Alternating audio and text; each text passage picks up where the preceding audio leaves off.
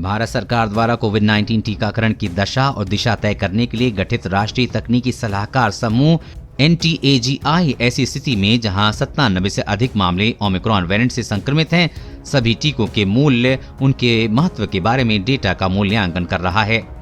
NTAGI का ये मूल्यांकन भारत में कोविड टीकाकरण और कोरोना प्रबंधन को लेकर भविष्य की रणनीति को आकार देगा। NTAGI लगभग 2 सप्ताह में भारत सरकार को अपनी सिफारिशें दे सकता है, जिसके आधार पर केंद्र सरकार कोविड टीकाकरण नीति में किसी प्रकार के संशोधन पर विचार करेगी। इस संबंध में मार्च के पहले सप्ताह तक कोई निर्णय लिया जा सकता है। NTAGI के साथ विचार विमर्श के बाद ये हो सकता है कि केंद्र सरकार कोविड टीकाकरण अभियान और बूस्टर डोज को लेकर अपनी रणनीति में कुछ परिवर्तन करे।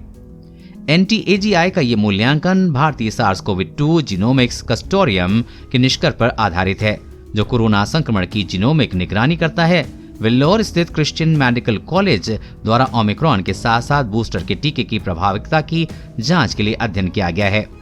अपने इस अध्ययन के लिए CMC ने वैक्सीनेशन और सीरो सर्वे का रियल टाइम डेटा एकत्रित किया है।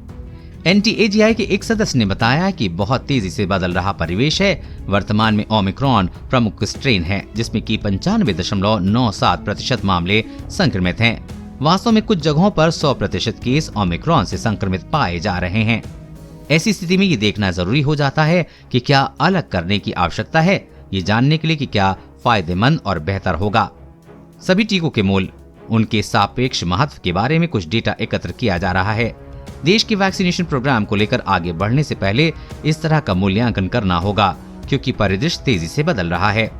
सूत्रों ने कहा कि विशेषज्ञ देखने के लिए डेटा का मूल्यांकन कर रहे हैं कि पिछले कुछ हफ्तों में व्यापक ओमिक्रॉन संक्रमण के बाद बच्चों में टीके की आवश्यकता है या नहीं। इसके अलावा वैज्ञानिक समूह बूस्टर डोज की आवश्यकता और प्रभाव पर भी विचार कर रहा है।